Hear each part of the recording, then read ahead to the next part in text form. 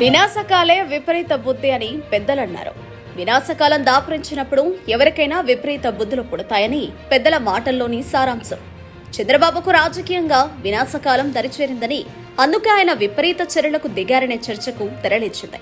ఇందుకు తాజా ఉదాహరణ పింఛన్దారులకు వాలంటీర్ల ద్వారా డబ్బు పంపిణీ చేయకూడదని తన నీడ నిమ్మగడ్డ రమేష్ ద్వారా ఈసీకి ఫిర్యాదు చేయించారని పెద్ద ఎత్తున ప్రచారం జరుగుతోంది.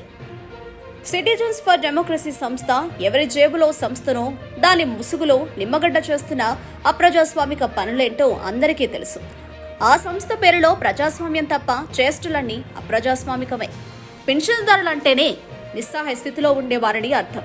రాష్ట్ర వ్యాప్తంగా వివిధ రకాల పింఛన్దారులు సుమారు 66.40 లక్షల మంది ఉన్నారు. గత 55 నెలలుగా జగన్ ప్రభుత్వం ప్రతి నెల 1వ తేదీన వాలంటీర్ల ద్వారా ఇళ్ల దగ్గరికే వెళ్లి పెన్షన్ సొమ్మును అందజేస్తోంది. అయితే వాలంటీర్లతో రాజకీయంగా చంద్రబాబు ఆయన నేతృత్వంలోని కూటమికి రాజకీయంగా నష్టం వస్తుందని నిమ్మగడ్డ రమేష్ కుమార్ ఆందోళన చెందారు. ఎలాగైనా ఎన్నికల సమయానికి వాళ్ల ఊసే లేకుండా చేయాలని కూటమి పంతం పట్టడం, ఇందుకు నిమ్మగడ్డను అస్త్రంగా ప్రయోగించారు. చివరికి పెన్షన్దారులకు వెన్నుపోటు పొడిచారని చెడ్డ పేరు సంపాదించుకున్నారు. వాలంటీర్లను అడ్డుకోకపోతే ఇవాళ తెల్లవారుజామునే పెన్షన్దారులందరికీ లబ్ధి కలిగేది. కానీ చంద్రబాబు వైఖరితో ఏప్రిల్ 3 నుంచి పెన్షన్ పంపిణీ చేయడానికి అధికారులు ఏర్పాట్లు చేశారు. అది కూడా గ్రామ వార్డు సచివాలయాల వద్దకే లబ్ధిదారులు వెళ్లి పెన్షన్ సొమ్ము తెచ్చుకోవాలి. వాలంటీర్లతో పంపిణీ చేయకుండా అడ్డుకున్న నిమ్మగడ్డ రమేష్ కుమార్ హాయిగా సేద తీరారు. ఇప్పుడు నష్టం వల్ల కూటమికే. అందుకే కూటమి నేతలు ఆందోళన చెందుతున్నారు.